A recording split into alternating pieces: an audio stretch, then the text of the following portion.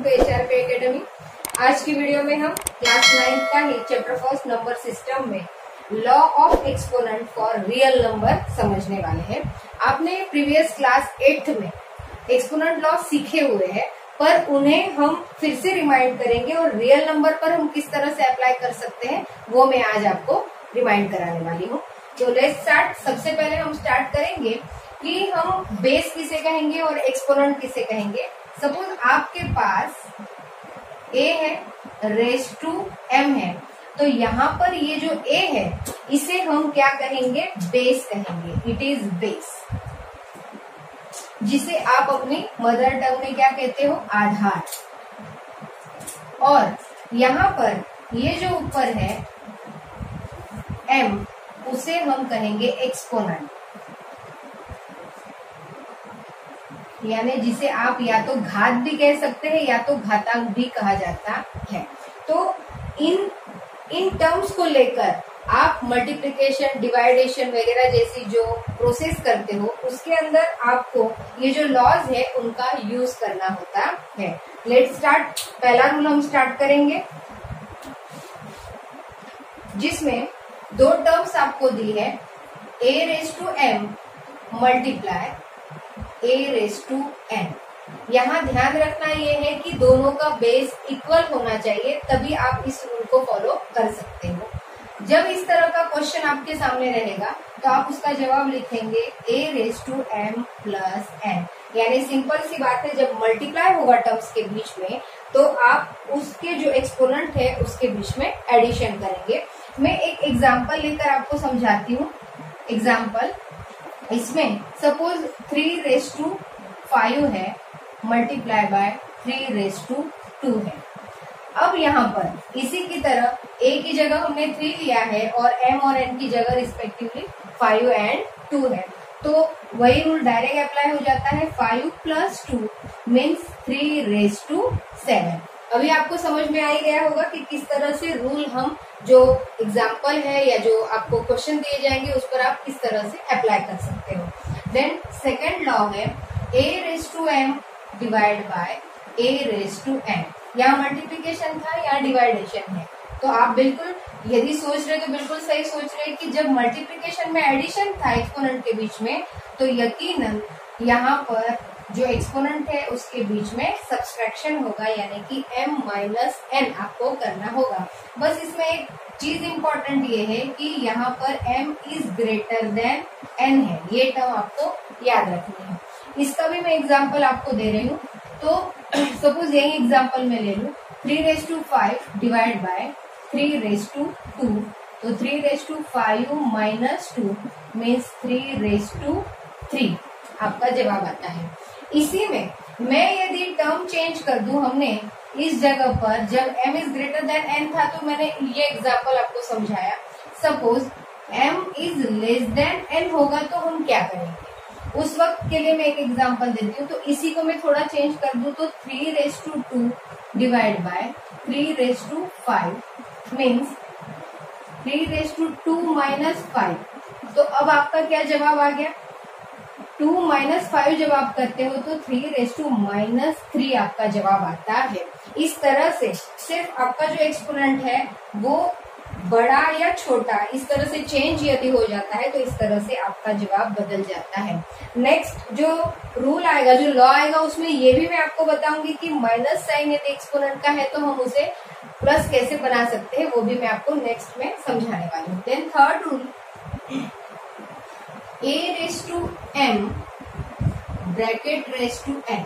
यहाँ पर क्या था, एक्सपोनेंट का भी एक्सपोनेंट दिया है। जब ऐसा होता है तो आप दोनों के बीच में मल्टीप्लीकेशन करोगे, यानी m इंटू n।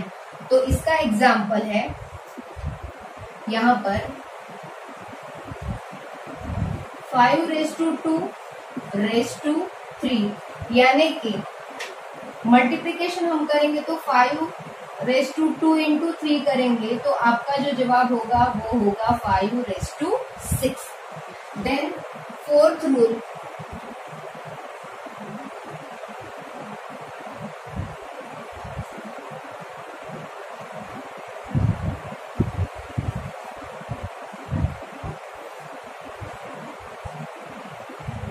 ए बी मल्टीप्लाई में दिया है और रेस टू एम है, तो यहाँ पर ये जो कॉमन एक्सपोनेंट है वो ए के लिए भी अप्लाई होगा और बी के लिए भी। तो इस तरह से हम लिखेंगे A raise to M B raise to N. यहाँ पर इसका भी एग्जाम्पल आप समझिए।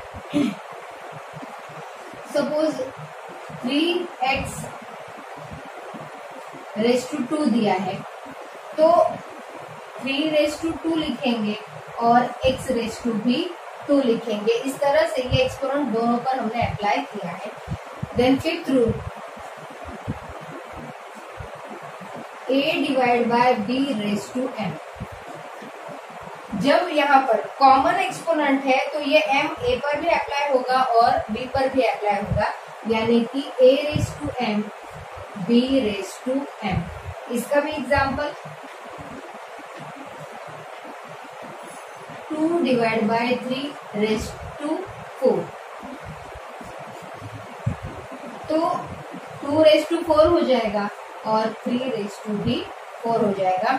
इस तरह से ये रूल है। देन मैंने अभी आपको बताया था कि यहाँ पर जब आपका कोई एक्सपोनेंट माइनस में है तो आप उसको प्लस में कैसे बनाते हो, तो उससे रिलेटेड है law number 6। Suppose a raise to minus n है, तो माइनस n को आपको प्लस बनाने के लिए आप उसे डिनोमिनेटर में ले जाओगे, यानी कि a रेस टू n। इस तरह से जब आप उसको डिवाइड में ले जाओगे तो उसका जो माइनस साइन था वो क्या हो जाएगा, प्लस हो जाएगा। तो जब इसी एग्जांपल को मैं बताऊं तो क्या होता है, 1/3 रेस टू 3 आप इस तरह से लिख दोगे तो माइनस साइन अपने आप प्लस में कन्वर्ट हो जाता है। इसी तरह से कुछ और रूल है, जैसे कि सपोज अंडर रूट में कोई टर्म है और वो स्क्वायर रूट में है, तो हम उसे जब एक्सपोनेंट के रूप में लिखना चाहेंगे तो वो इस तरह से लिखेंगे a raise to 1/2। Suppose cube root में आपको दिया हुआ है तो आप उसे लिख सकते हैं a raise to 1/3। Suppose fourth root में दिया है तो आप लिख सकते हो a रेस टू 1/4। इसी तरह आपको जस्ट एक्स्ट्रा नॉलेज के लिए मैं बता रही हूँ कि सपोज किसी भी टर्म का जो एक्सपोनेंट है वो यदि 0 होगा, आप सीखे हुए हो, रिमाइंड करिए, तो क्या होता है उसका आंसर, बिल्कुल सही, तब उसका जवाब क्या होता है, 1 होता है। मतलब यहाँ पर कोई भी टर्म आ जाए उसका रेस टू यदि 0 है तो आपका आंसर 1 होगा। सपोज √3 रेस टू 0 तब भी 1 होगा। सपोज -125 है रेस टू 0 तब भी इसका आंसर क्या होगा, 1 होगा। ऐसी छोटी छोटी चीजें हैं जो आपको रिमाइंड कर रखना बहुत जरूरी है, ताकि आप जो बड़े क्वेश्चन होते हैं वो आप इजीली सॉल्व कर सकते हो। इससे रिलेटेड मैं जस्ट एक आध एग्जाम्पल आपको समझाऊंगी जो ये रूल आप किस तरह से फॉलो कर सकते हैं। एग्जाम्पल नंबर 21 में एक्सप्लेन कर रही हूँ। 2 रेस टू 2/3 2 रेस टू 1/3। इसमें भी आप देख सकते हैं दोनों का बेस इक्वल है, यानी कि जो एक्सपोनेंट है उसमें हम क्या करेंगे, एडिशन, यानी कि 2/3 प्लस 1/3।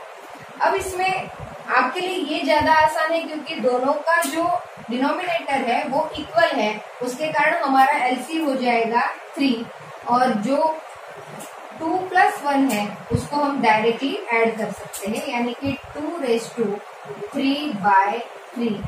तो आपका जवाब हो गया 2 रेस टू 1। इस तरह से आपका सॉल्व हो जाता है।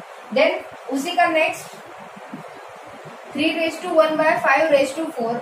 आपको रूल बताया था a raise to m raise to n, तो वहां पर क्या था कि आपको मल्टीप्लाई करना था दोनों का, तो यहाँ पर भी हम वही करेंगे 1/5 × 4 यानी कि 4/5। इस तरह से आप रूल अप्लाई करके कोई भी जो सवाल में।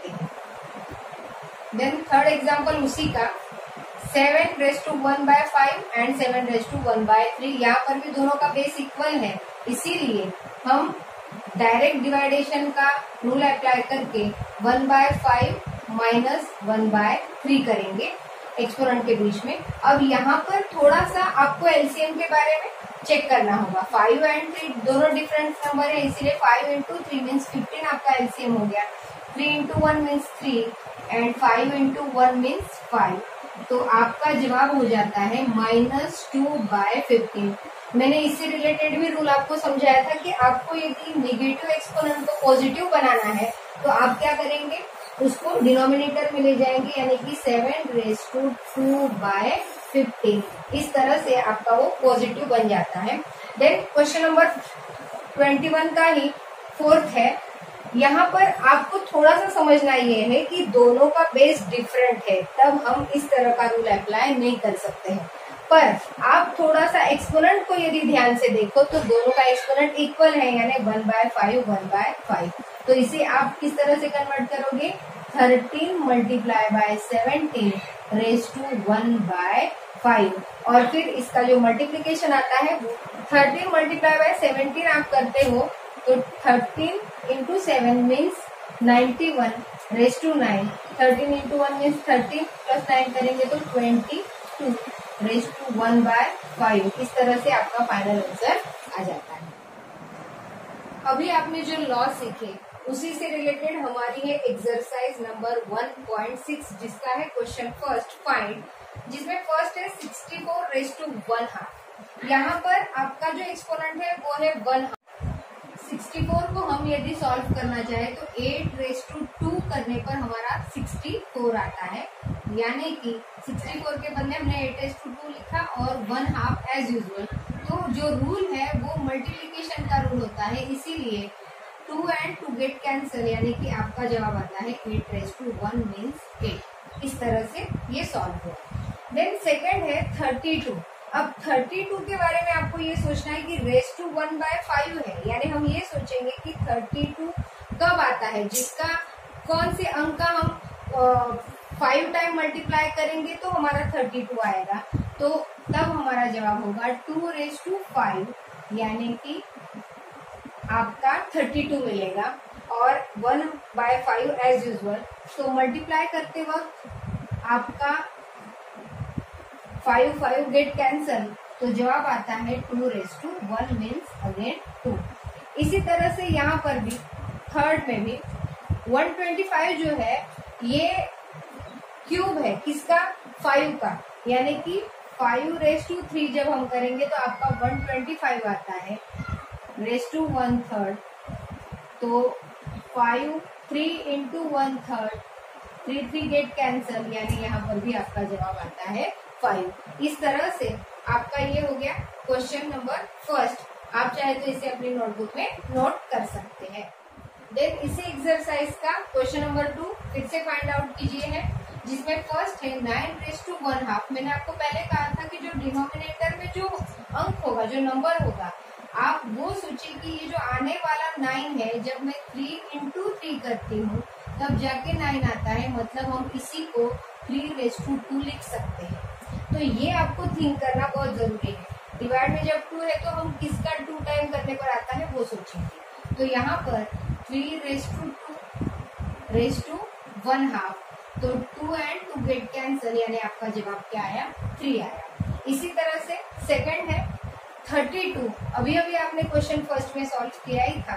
32 जो है वो है 2 का रेज टू 5, जैसे कि 2 2 जा 4, 4 2 जा 8, 8 2 जा 16, 16 2 जा 32।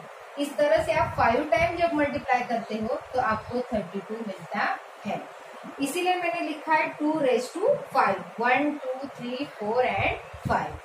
यहाँ पर इस तरह से मिलता है। ये आपको समझ में आया, इसीलिए मैंने एक्सप्लेन किया।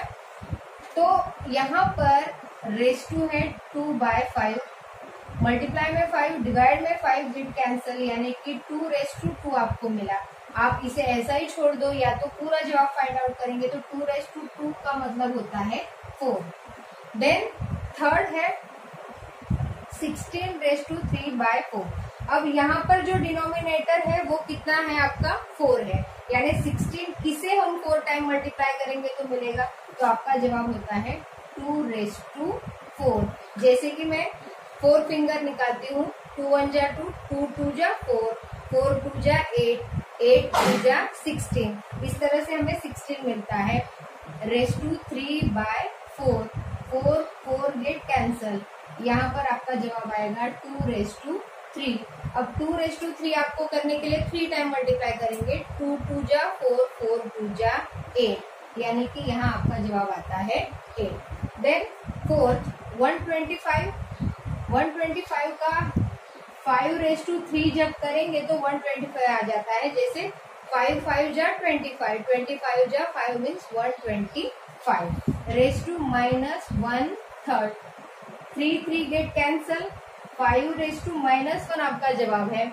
अब इस -1 को आपको पॉजिटिव में कन्वर्ट करना है तो नीचे आ जाएगा 5 रेस टू 1, यानी कि 1/5, ये आपका आंसर है। इस तरह से आपको सारे क्वेश्चन अपने नोटबुक में राइट करने हैं, तो बिल्कुल आप राइट कर सकते हैं। एक्सरसाइज का लास्ट क्वेश्चन सिंप्लीफाई, जिसमें फर्स्ट है 2/2/3, 2/1/5। आपने देखा ये क्वेश्चन को, जिनमें दोनों बेस जो है वो इक्वल है, तो आप मल्टीप्लाई वाला रूल अप्लाई करेंगे, यानी कि 2/2/3 प्लस 1/5।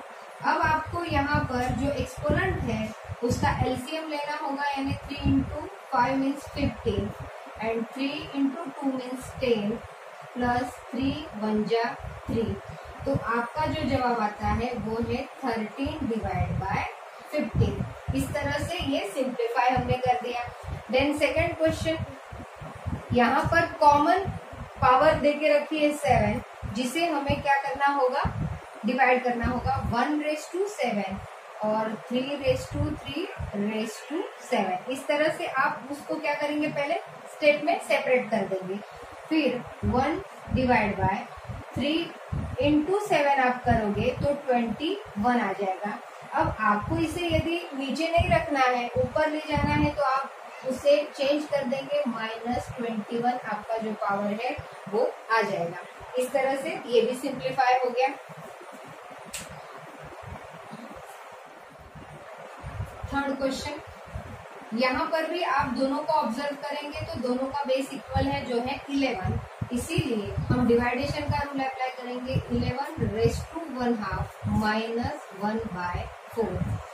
और फिर यहाँ पर एलसीएम मान लो मैं 4 ले लेती हूँ, तो यहाँ 4 होने के लिए आपको 2/2 से मल्टीप्लाई करना होगा, यानी कि 2 1 जा 2 -1। तो 2 -1 करने पर 1 आता है बाय 4, यानी 11/14। इस तरह से हमने इसे सॉल्व किया। देन फोर्थ, ये इस एक्सरसाइज का भी और इस चैप्टर का भी लास्ट क्वेश्चन है। यहाँ पर आप देखोगे तो 7 और 8 दोनों जो बेस है वो क्या है, डिफरेंट है, सेम नहीं है, पर इनका जो एक्सपोनेंट है वो क्या है, इक्वल है। इसीलिए हम उसे कॉमन ले लेंगे 7 इंटू 8 ब्रैकेट के अंदर, और दोनों का 1/2 जो था वो हमने कॉमन ले लिया। इस तरह से यहाँ पर ये एक्सपोनेंट के रूप में हमने लिखा। अब 7 इंटू 8 करेंगे तो मल्टीप्लाई करके हमारा आ जाता है 56/1/2। इस तरह से ये भी आपका सॉल्व हो गया। तो स्टूडेंट, मुझे पूरा यकीन है कि आपको ये चैप्टर पूरी तरह से अच्छे से समझ में आ ही गया होगा। इसी तरह से हम नेक्स्ट वीडियो में मिलेंगे नेक्स्ट चैप्टर के साथ। तब तक आप इसे देखिए, समझिए। कहीं भी कुछ भी डिफिकल्टीज है तो मुझे जरूर बताइए, मैं अपनी तरह से पूरा प्रयास करूंगी उसे सॉल्व करने का। तब तक के लिए थैंक यू।